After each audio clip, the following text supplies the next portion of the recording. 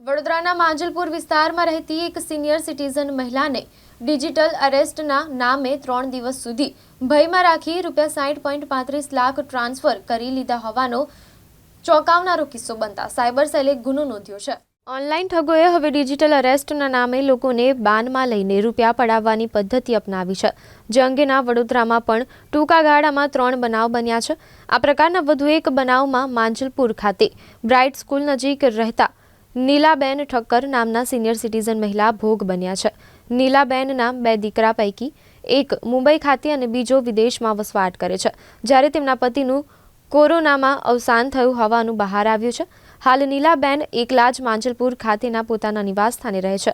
તેમણે પોતાની એફઆઈઆરમાં જણાવ્યું છે કે ગઈ તારીખ 22મીએ સવારે અને મોબાઈલ પર રોહન શર્માના નામે ફોન આવ્યો હતો અને રવિશંકરના 900 થી 1000 કરોડના ફ્રોડ કેસમાં તમારા એકાઉન્ટમાં ₹7 કરોડ ઉપાડવામાં આવ્યા છે તેમ કહી ડિજિટલ અરેસ્ટ કરવાની વાત કરી મને બચાવવા માટે તમામ પુરાવા માંગ્યા હતા।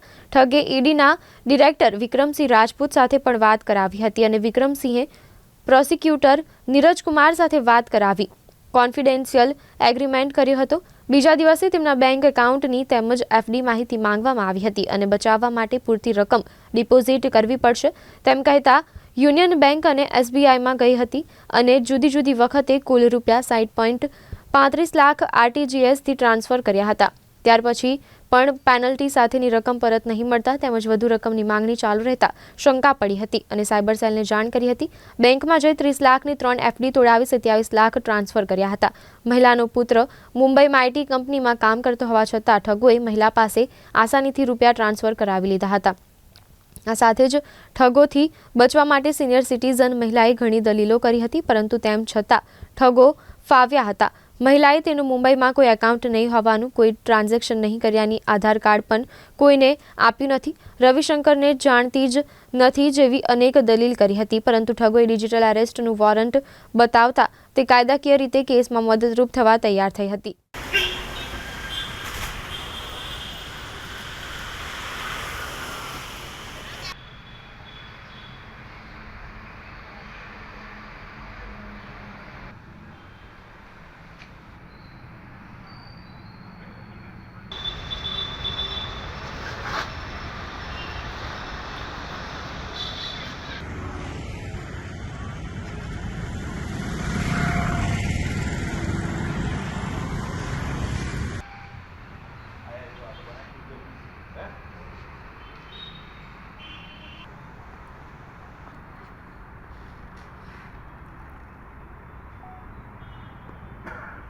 हाँ तो હું તમને 5-10 મિનિટ સમજી આવું છું